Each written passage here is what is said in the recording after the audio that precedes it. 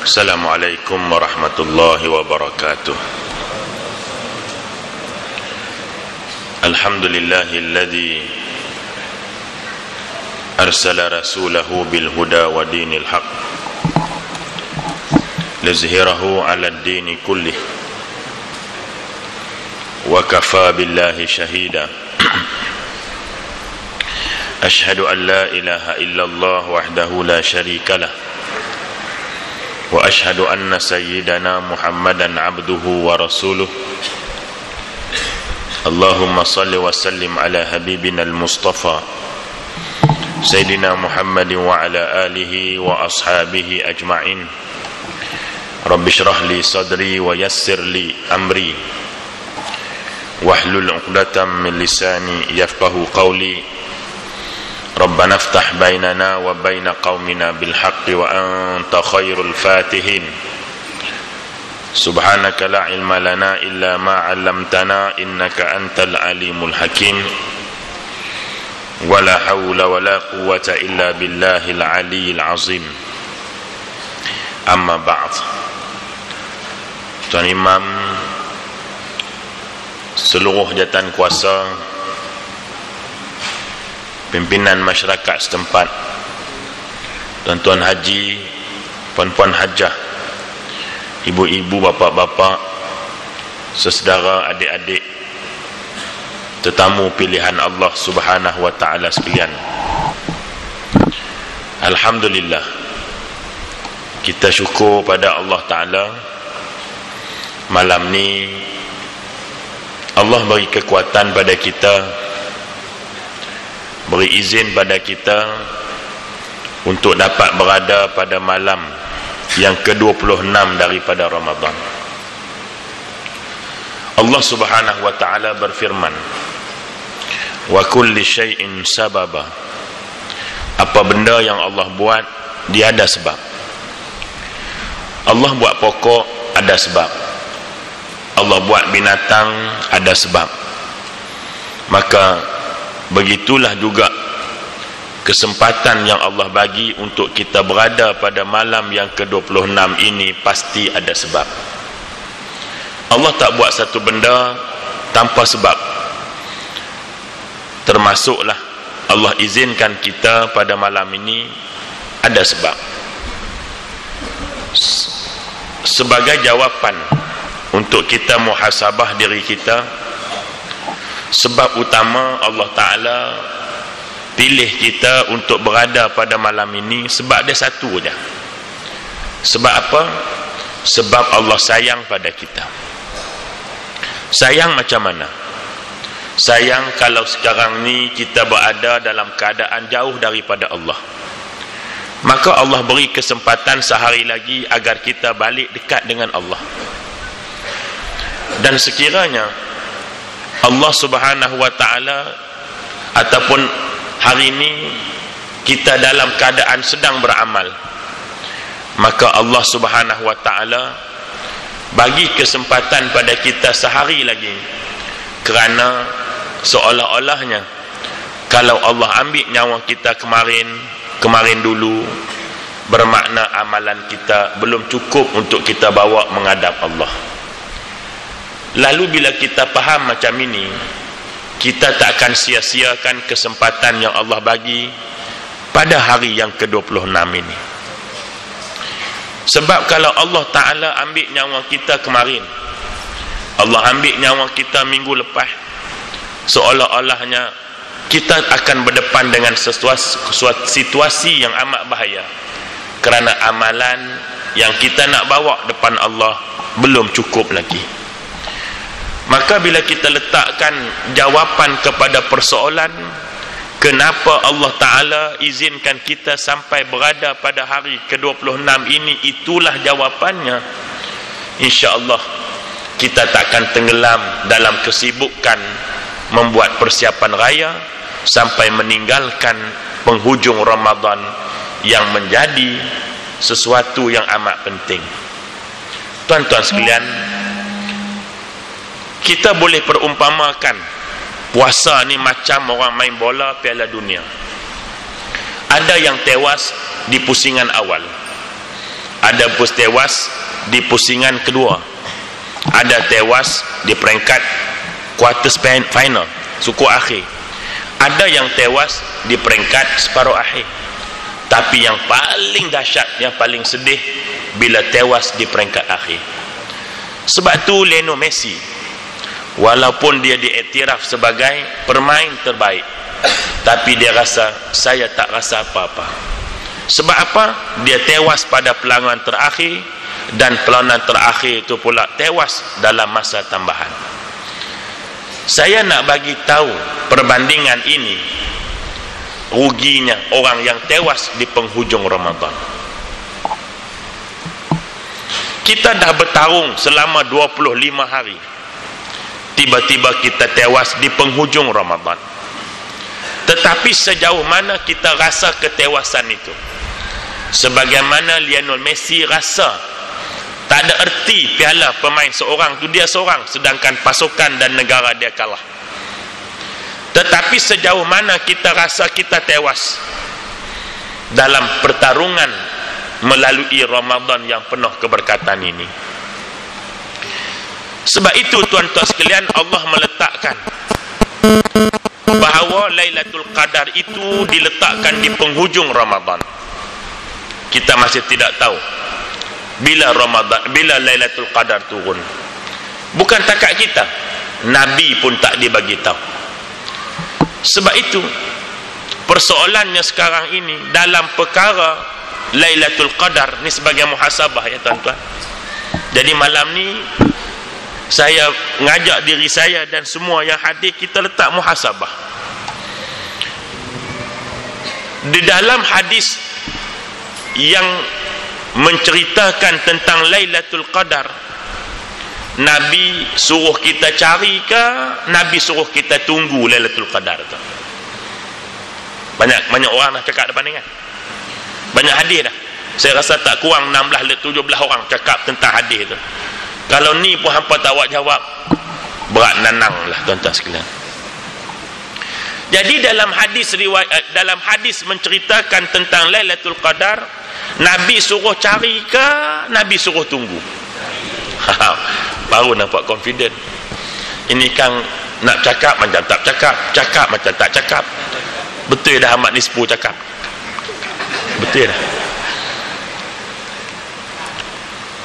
Baik, jadi dalam hadis yang menceritakan tentang Lailatul Qadar, Nabi suruh kita cari Lailatul Qadar.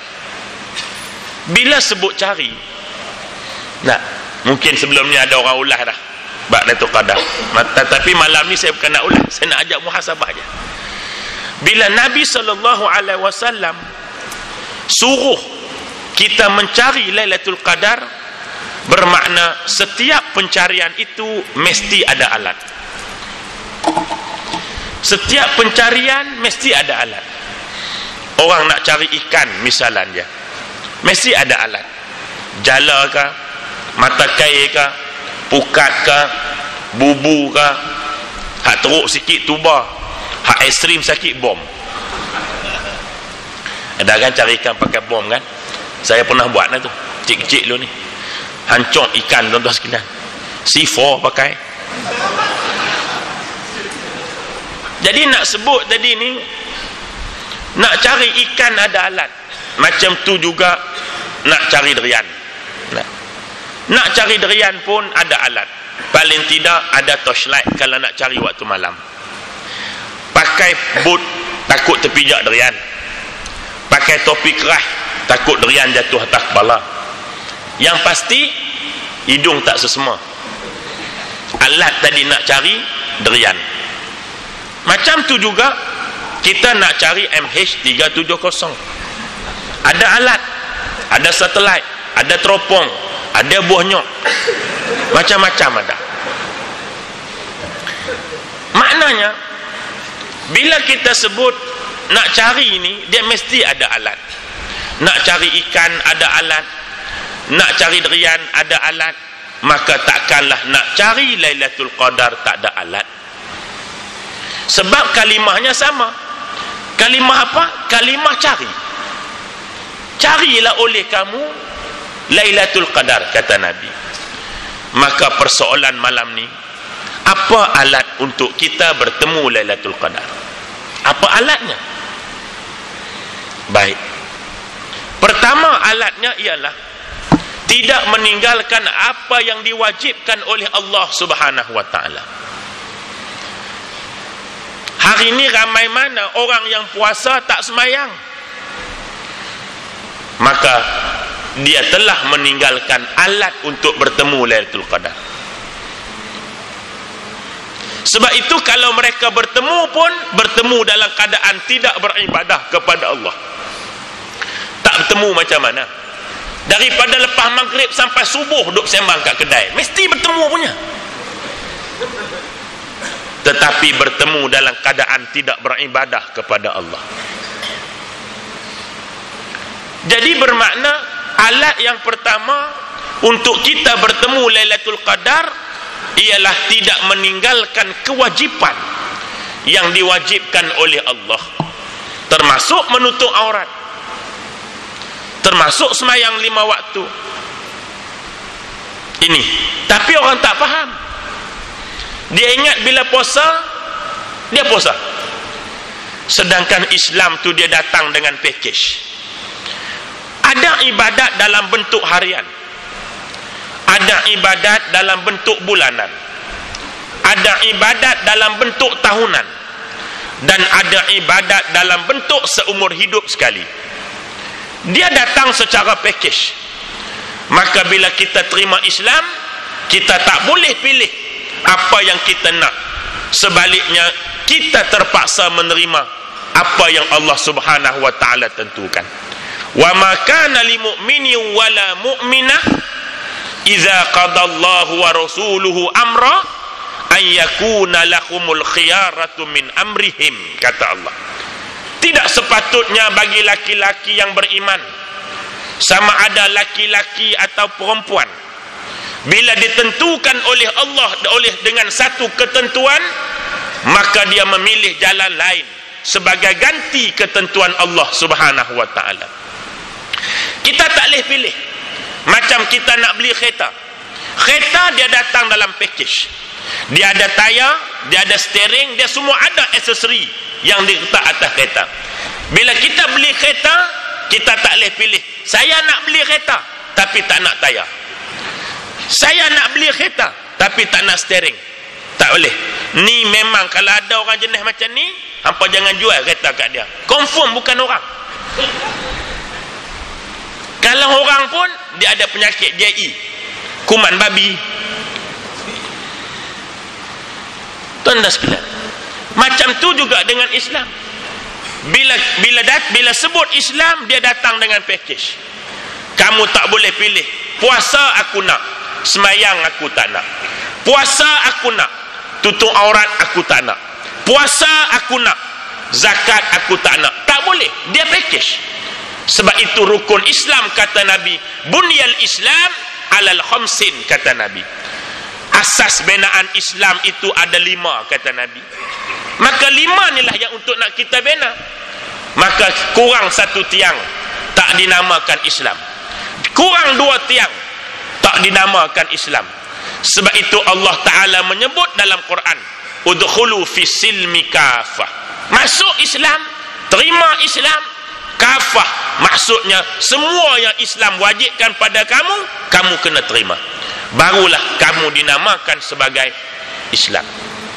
Baik, alat yang pertama. Alat yang kedua, untuk kita nak bertemu Lailatul Qadar, apa alatnya?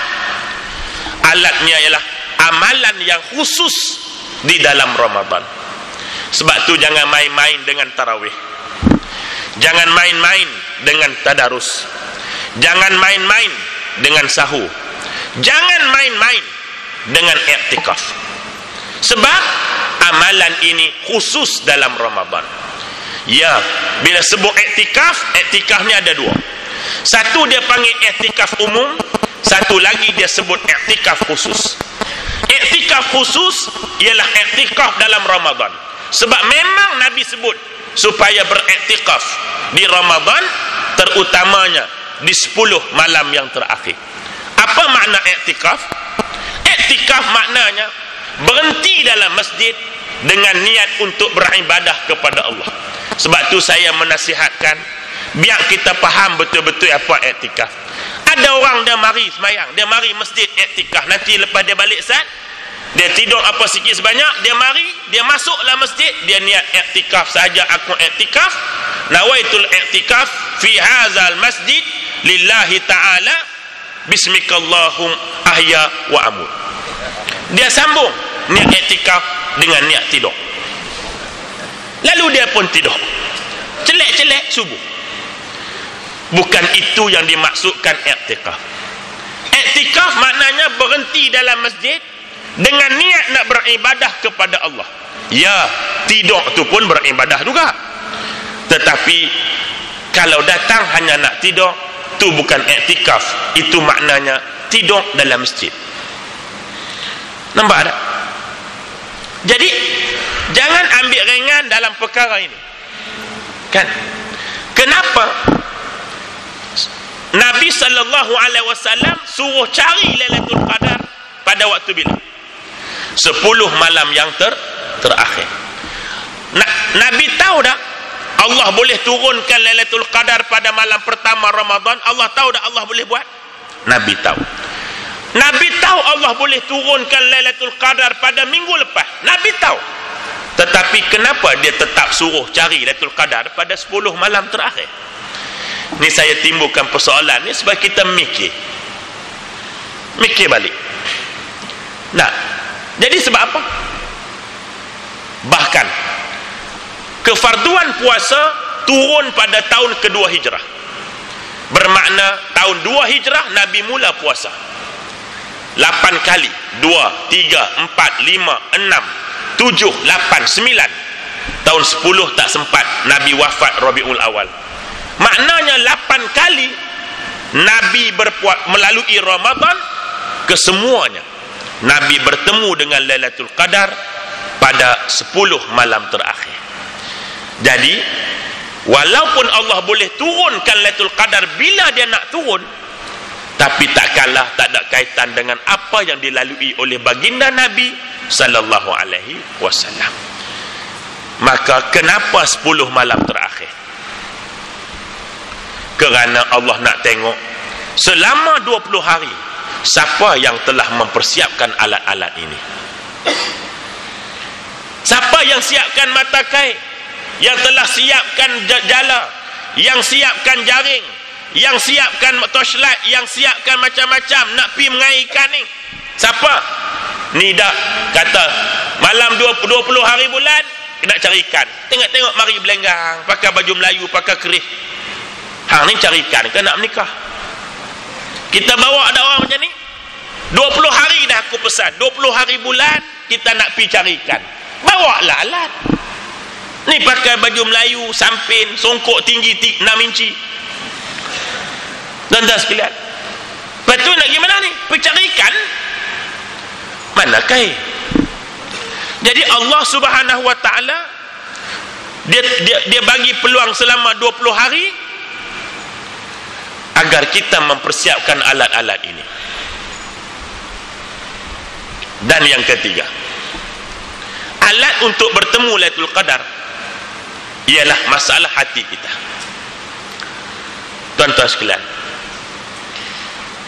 Imam Ghazali rahimahullahu ta'ala ketika membicarakan tentang hati manusia, dia membahagikan hati manusia ini kepada beberapa jenis.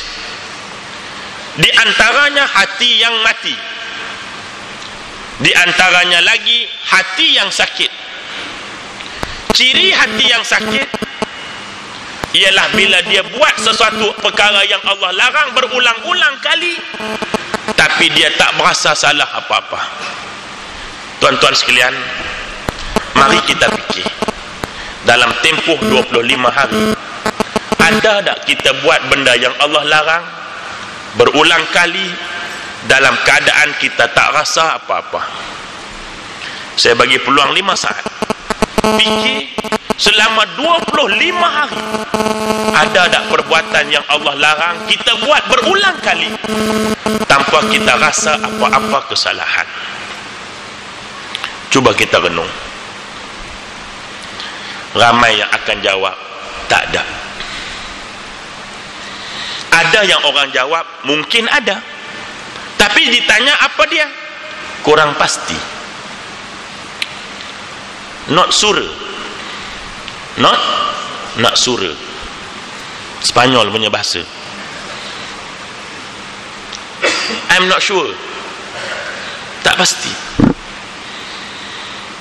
Baik tuan-tuan sekalian, 25 hari berapa banyak nasi yang kita buang?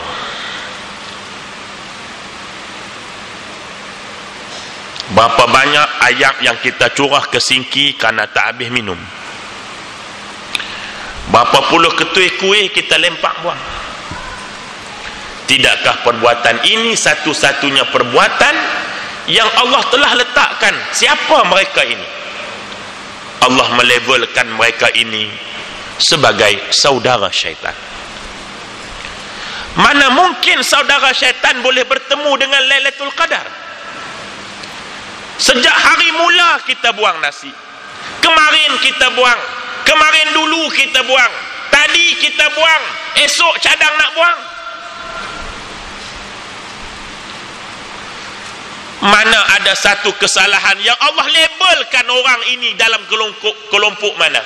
Melainkan pembaziran. Innal mubazzirina, kata Allah, sesungguhnya orang yang membazir.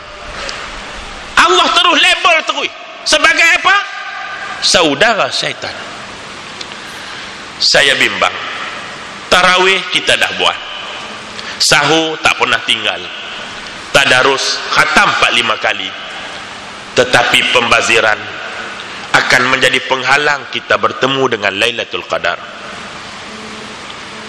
Kalau ini kita telah buat, azam besok kita takkan buat, lusa kita takkan buat, sehingga penghujung Ramadan kita takkan buat. InsyaAllah kita termasuk senarai mereka yang akan diberi akan pertemuan dengan malam yang cukup hebat, anugerah daripada Allah hanya kepada umat Nabi sallallahu alaihi wasallam. Tuan-tuan sekalian, inilah 3 alatnya untuk menjadi permuhasabahan kepada kita. Apakah kita ini telah mempersiapkan alat untuk bertemu dengan Lailatul Qadar? Terpulang pada kita. Kita masih ada 5 hari. Kita yang menentukan sama ada kita nak atau tak nak. Dengan 83 ganjaran pahala beramal, kalau berbetulan amalan kita pada malam yang cukup bermakna ini. Tuan-tuan dan puan-puan sekalian, oleh sebab itu sekarang kita fikir, kita dah duduk di penghujung, apalagi yang kita perlu buat merebut kelebihan Ramadan? Maka kita tanya satu lagi, kenapa Allah mensyariatkan zakat fitrah? Kenapa? Puasa, sahur, tilawah, tarawih, sebagainya, itu menyucikan jiwa. Ada orang hatinya jiwa bersih, tetapi hartanya tak bersih, maka dia juga terhalang untuk mendapat redha Allah. Sebab tu dalam selang-seli tarawih, kita pernah tak tanya, kenapa kita minta doa, Allahumma inna nas'aluka ridhaka wal jannah, ya Allah tolong redha pada kami syurga. Kenapa tak minta, ya Allah masukkan kami dalam syurga? Kenapa kita tak tanya, kenapa tidak dimasukkan dalam syurga? Kenapa minta, ya Allah tolong redha pada kami syurga? Tuan-tuan sekalian, untuk mendapat redha Allah, kita mesti redha kepada Allah. Ya ayyatuhan nafsul mutmainnah, irji'i ila rabbiki radiyatan mardiyah. Sebelum Allah redha pada kita, kita mesti redha dengan Allah Subhanahu wa ta'ala. Kenapa kita minta diredha Allah? Kenapa tak minta masuk surga? Sebab kita tak tahu mana amalan kita yang menyebabkan Allah redha kita masuk surga. Kita tak tahu. Sebab itu Allah, tuan-tuan sekalian, kerana sayang pada kita ni tadi, dia fardukan zakat fitrah. Sebab apa? Kalau aku tak fardukan zakat fitrah, silap hari bulan sepanjang Ramadan, ada orang yang tak pernah tolong orang. Tolong jawab sebagai muhasabah, berapa orang yang telah kita bagi untuk makan buka puasa? Berapa orang miskin yang telah kita bantu mereka? Berapa orang susah yang kita tolong mereka? Mungkin ada yang langsung tak tolong orang. Maka dengan sebab Allah sayang pada kita, dia fardukan zakat fitrah. Paling tidak adalah harta yang kita sumbangkan untuk orang yang lebih berhak menerima daripada kita. Sayangnya Allah pada kita. Sayang Allah pada kita. Sebab itu hari ini ramai mana orang yang tak tarawih lagi. Ramai mana orang yang tak sentuh satu ayat Quran pun lagi. Sebab apa? Gara-gara ia disunatkan oleh Allah. Nampak tak, tuan-tuan? Jadi ini yang kita nak muhasabah. Kita, tuan-tuan sekalian, selama 365 hari dah kita hidup. Allah cuma minta kita 10 hari ya tolong jaga malam. Bukan untuk Allah, untuk kita. Ya, penat, tuan-tuan sekalian. Saya nak tanya tuan-tuan, penat tak berdiri tarawih? Penat tak? Cakap betul. Kalau tak penat, bukan orang.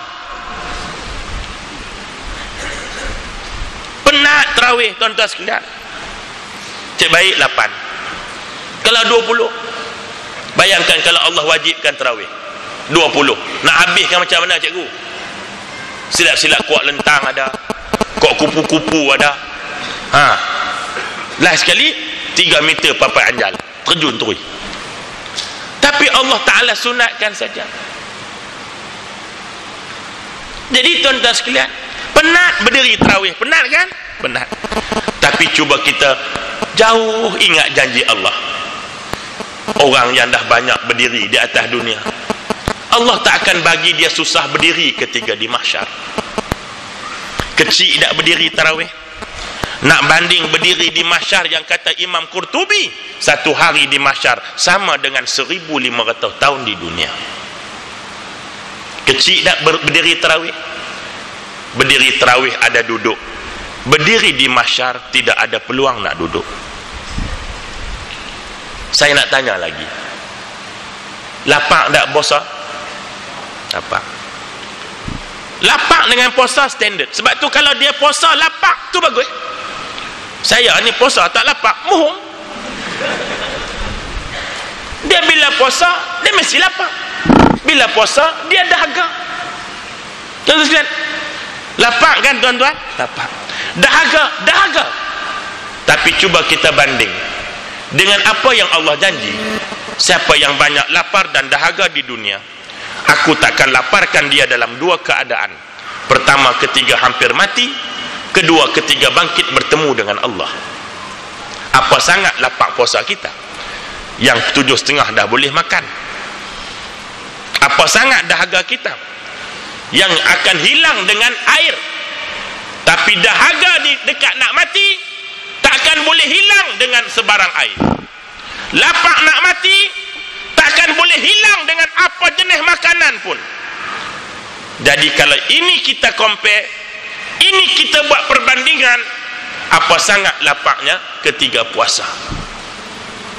Begitu jugalah tuan-tuan sekalian, apa sangat kita qiyam pada waktu malam dalam suasana masjid yang digelapkan, cahaya disamarkan. Ingat, gelap-gelap di dunia tidak segelap ketika kita duduk di dalam kubur. Kita cuma tahan tidur selama mungkin 2 jam, mungkin 3 jam. Bayangkan kalau kita langsung tak boleh tidur sepanjang kita berada di hari pertama di dalam kubur sehingga kiamat dibangkitkan oleh Allah. Cuba kita fikir tuan-tuan, cuba kita renung. Apa sangat 2 jam tak tidur, 3 jam tahan tidur, daripada hari pertama orang hantar kita masuk dalam kubur tak boleh lena sampai Allah panggil dan kiamatkan dunia.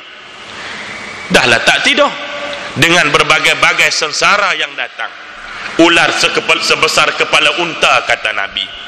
Kala jengking yang bisanya kalau setitik dicampak ke dunia, mati segala apa yang hidup di atas muka dunia. Apa sangat tuan-tuan sekalian? Sebab itu saya selalu bagi perbandingan. Kita sanggup bayar RM30, RM50 untuk Rana nak uruskan urusan JPJ kita. Kita malas nak berbaris lama sangat kan? Ada tu hak duduk tepi kan, dia minta boleh tolong kita, kita bayar upah dia. Tu bukan rasuah, tu upah kerja dia kena Rana. Kita bayar, kita balik rumah. Petang dia hantar rotek ke, tukar nama geran kan. Kita rasa seronok. Walaupun keluar RM50, tak rasa apa. Tetapi kenapa kita berkira sangat untuk memudahkan urusan selepas kematian kita? Apa sangat RM10 kalau urusan kubur kita dimudahkan oleh Allah? Apa sangat RM20 kalau urusan kubur kita dimudahkan oleh Allah? Apa sangat? Inilah yang kita nak muhasabahkan, kerana orang yang layak untuk bertemu Lailatul Qadar ialah orang yang paling banyak mempersiapkan alat untuk bertemu Lailatul Qadar. Tanya pada kita, sudah cukupkah alat untuk kita bertemu dengan malam yang lebih baik daripada 83 tahun? Saya tinggalkan tuan-tuan dengan persoalan ini. Kita fikir ada 3 malam lagi. Apalah sangat 3 malam untuk kita nak cari kelebihan 83 tahun. Saya berdoa pada Allah, dan kita semua kena doa, dan inilah senjata alat yang paling akhir, iaitulah doa, ya Allah, pertemukan kami dengan Lailatul Qadar. Doa Melayu pun tak apa. Dan gunakan kesempatan malam ke-26 ini sebagaimana tok guru kami tiap-tiap petang dia doa. Masa kami kecil-kecil dulu nak buka puasa, dia akan doa. Kita tak tahu kenapa tok guru doa tiap-tiap petang, dia doa. Benar budak-budak kecil, tok guru doa panjang, nak meluat ni, perut lapar ni. Bila dah tua ni, tengiang-ngiang ni suara tok guru mulah, tuan-tuan sekalian, Allah irham. Nah, dia tiap-tiap petang dia doa, ya Allah, andainya hari ini adalah hari akhir Ramadan kami, tolong terima amalan kami yang sedikit dan tolong redha syurga pada kami. Tiap-tiap petang dia doa. Rupanya bila kita dah mengaji sikit sebanyak, besarnya makna doa ini. Kenapa? Kalau Allah matikan kita hari ini, harap-harap Allah terimalah tarawih kita yang sedikit, tilawah Quran kita yang sedikit, beri makan kepada orang berbuka puasa yang sedikit, membantu orang susah yang sedikit, berbuat baik yang sedikit, agar Allah terima sebagai sesuatu yang akan mengundang redha dia, dan dengan redha dia lah kita akan dimasukkan syurga oleh Allah Subhanahu wa ta'ala. Jadi mudah-mudahan ada kebaikannya pertemuan kita pada malam ini, insya-Allah. Jadi saya minta banyak-banyak kerana terpaksa mengawalkan jadual saya. Patutnya hari Jumaat, tapi kerana hari Jumaat saya ada program yang saya tak dapat elak, maka saya ganti hari ini. InsyaAllah kita jumpa lepas raya. Jadi sebelum akhirnya tuan-tuan sekalian, mungkin masih ada yang kita rasa belum cukup amalan aku untuk bertemu Lailatul Qadar, maka malam ini saya buat sekian kalinya melancarkan dana sumbangan untuk komplek tahfiz Al-Quran dan anak yatim Al-Qaradawi yang saya asaskan. Hari ini telah dalam proses fasa yang ketiga, membangunkan masjid dan penginapan. Alhamdulillah. Mudah-mudahan sumbangan yang tuan-tuan bagi akan Allah tengok dan pandang, dan Allah akan tarik daripada sumbangan itu kepapaan selama hidup kita di dunia, Dan yang lebih penting, Allah jadikan ianya sebagai permudah urusan kita selepas kita mati, dimatikan oleh Allah Subhanahu wa ta'ala. Itu yang pertama. Yang kedua, tuan-tuan sekalian, mudah-mudahan apapun kita tak boleh buat benda besar, kita buatlah benda kecil. Terutamanya pada hari raya, kita disungatkan untuk berwangi-wangi. Satu perniagaan, satu pembelian yang Nabi kata tak akan dianggap membazir. Tak anggap membazir. Hang belilah banyak mana, Nabi kata tak bazir. Pembelian itu adalah pembelian minyak wangi ataupun atar. Nabi kata hang belilah banyak mana, dia tak akan dianggap sebagai membazir dengan syarat engkau memakainya. Tapi kalau bubur kat dinding saja, dia jadi tak kok lain lah. Pakai, bagi ke orang, apa sangat kita letak dalam masjid, orang boleh pakai dan sebagainya. Tuan-tuan sekalian, kaedah menetapkan tak boleh buat semua, jangan tinggal semua. Tak boleh buat benda besar, kita buatlah benda kecil. Tuan-tuan sekalian, paling tidak pun untuk kita berwangi-wangi sebagaimana berwanginya Nabi, terutamanya pada awal Syawal, iaitulah hari kemenangan bagi mereka yang melalui Ramadan Al-Mubarak ini. Jadi itulah sekadarnya tuan-tuan sekalian. Yang lain tu adalah minyak zaitun ni yang dibacakan 30 juzuk ni. Alhamdulillah tuan-tuan sekalian, dengan barakah Quran, dengan barakah kelebihan minyak ini, alhamdulillah banyak hasil-hasil yang diizinkan oleh Allah dapat menyembuhkan tuan-tuan sekalian beberapa penyakit yang sekian lama dengan izin daripada Allah Ta'ala yang tuan-tuan boleh dapat di luar. Jadi sekadar itu dulu pertemuan kita. Saya mengucapkan selamat meneruskan ibadah Ramadan. Anggap ingat ya, Allah izinkan malam ke-26 ini kerana Allah sayang pada kita. Tolong hargai kasih sayang Allah Subhanahu wa Ta'ala. Aqulu qawli hadza wa astaghfirullahal azim li wa lakum. Wassalamualaikum warahmatullahi wabarakatuh.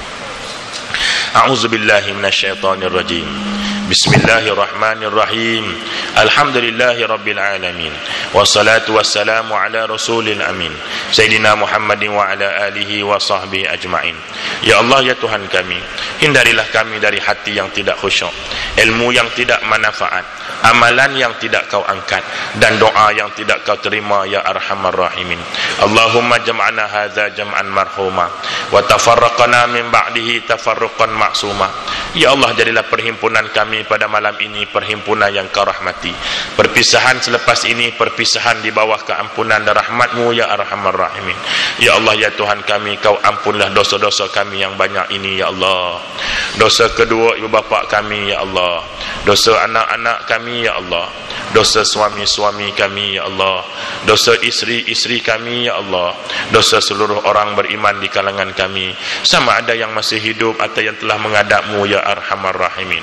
Ya Allah, ya Tuhan kami, andainya hari ini merupakan hari terakhir Ramadan kami, tolong terima amalan kami yang sedikit ini, ya Allah, dan redhakanlah keluarga kami syurga-Mu, ya arhamar rahimin. Ya Allah, ya Tuhan kami, pertemukanlah kami dengan Lailatul Qadar, ya Allah. Pertemukan kami dengan Lailatul Qadar, ya Allah. Pertemukan kami dengan Lailatul Qadar, ya Allah. Kerana sesungguhnya Engkaulah yang mengetahui kelemahan, kedaifan, kebodohan kami, ya Allah. Maka kurniakanlah kami akan kelebihan yang kau anugerahkan hanya kepada umat Nabi-Mu sallallahu alaihi wasallam. Ya arhamar akramin, ya zal jalali wal ikram.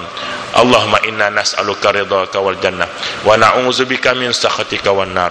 Allahumma innaka 'afuwun karim tuhibbul 'afwa fa'fu 'anna wa 'an walidina wa 'an jami'il muslimina wal muslimat wal mu'minina wal mu'minat bi rahmatika ya arhamar rahimin.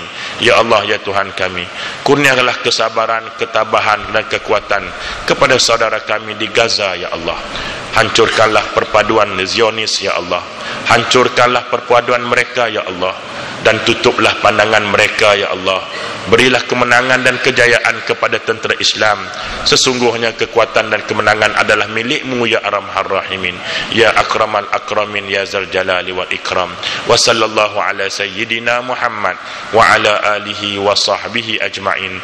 Walhamdulillahi rabbil alamin. Taqabbalallahu minkum. Subhanakallahumma bihamdika.